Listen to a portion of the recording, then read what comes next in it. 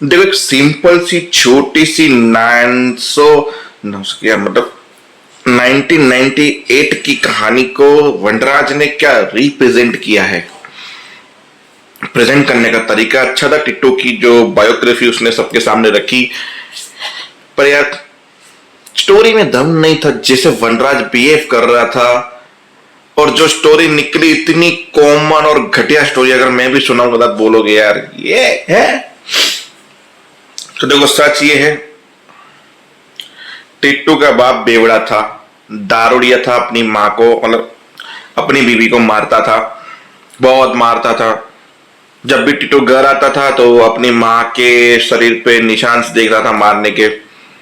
एक दिन उसने टिट्टू को बोला कि तुम ठेके से जाके शराब लेकर आओ। टिट्टू नहीं गया। उसका बाप गुस्सा हो गया, टिट्टू को मारने लगा और उसने खंजर निकाल दिया अपने ही बेटे को मारने के लिए।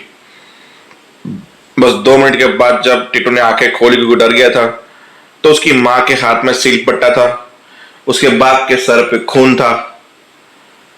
टिट्टू समझ गया कि मेरी माँ ने मेरे बाप को स्वर्ग पहुंचा दिया है। तो टिट्टू की माँ को 15 साल की सजा हो गई और टिट्टू की माँ 15 साल के बाद जेल से बाहर आई। He is a story. खत्म करते हैं एपिसोड फिर। हाँ, पर वनराज के बोलने का तरीका आपको रात को समझ में आएगा। बोलेगा बताओ कि तुमने ये सब क्यों छुपाया, ये तुम्हारी माँ है, ये सब क्यों छुपाया। बोला मैं बताता हूँ। अच्छा हुआ बा कि हम लोग रिश्ता लेके समदन जी के वहां पे नहीं गए, वरना जेल में रिश्ता नक्की करने से हमारे समाज में थू थू हो जाती। और बेचारा टिट्टू नाम भी कैसे बताता, क्योंकि श्रीमती, इनका नाम जो है सुषमा जी, ये नाम से फेमस नहीं है 15 साल से। इनको एक्चुअली में कैदी नंबर 318 के नाम से लोग जानते हैं, वो भी 15 साल से। क्योंकि श्रीमती ये जो है इसकी माता जी अपने ही पति के खून के इंजाम में 15 साल से सजा भुगत रही है। मतलब उसने क्लियर कुछ नहीं किया। जो मैंने आपको बताई वो स्टोरी टिट्टू ने बताई डिम्पी को।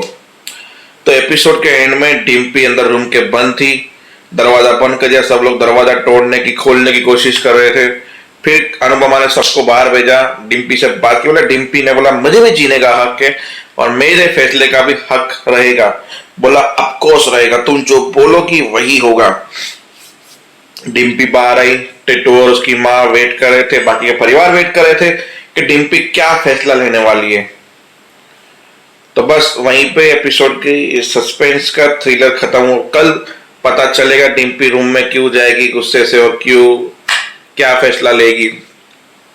इससे पहले टिट्टू ने 2 थप्पड़ खाई वनराज की, और वनराज का गुस्सा, भाई साहब, जब वनराज टिट्टू की माँ के बारे में बोला तो बोला मेरी माँ के बारे में मत बोले। बोला तू तो बोल ही मत कुछ भी। बोला वनराज, अच्छा बोला मेरा नाम लेकर पाट। सब लोग वनराज वनराज मत मत कर, दूसरी पाट।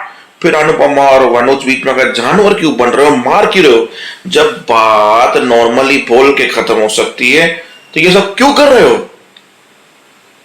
और इससे पहले भी अनुज को बोला था तुम बोलोगे प्रूफ, ये मेरे पास सब है। तुम तो डिम्पी को बेटी मानते थे, पर तुमने कभी ये सोचने की कोशिश की कि टिट्टू कौन है, क्या है, उसका बैकग्राउंड कैसा है। भाई ये सब कुछ मैंने किया क्योंकि मैं उसे बेटी मानता हूं और मैं नहीं चाहता कि मेरी बेटी एक क्रिमिनल के खानदान में जाए। टिट्टू ने वहां पर सफाई दी कि वो खून उन्होंने नहीं किया था, झूठे इंजाम में फंसाया गया था, ये वो फलाना ढिंकना। टिट्टू ने सफाई देने की कोशिश की पर वनराज उसे मारता गया।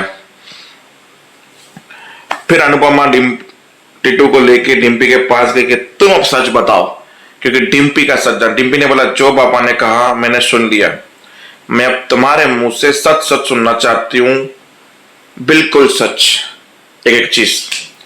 फिर टिट्टू ने बताया कि ऐसा हुआ, पौवा लेने गया, मेरे बाप ने खंजर निकाला, मुझे मारने की कोशिश की, मेरे हाथ में सिल पट्टा था। फिर मेरी माँ ने कहा कि तुम मुझे भूल जाओ, मैं अंधेरे की जिंदगी जेल में 15 साल काट लूंगी, तुम जाके उजाले की जिंदगी जियो और कुछ बनो। और मेरे बेटे ने मुझे निराश नहीं किया, वो बहुत बड़े मुकाम पे पहुंचा, अच्छी पोजीशन पे पाया। बस ये है सच।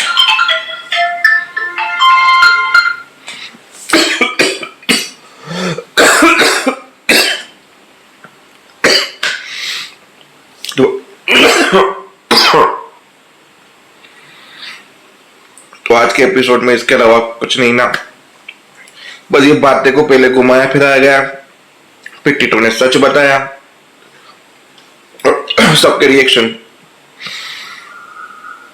मिलते कल।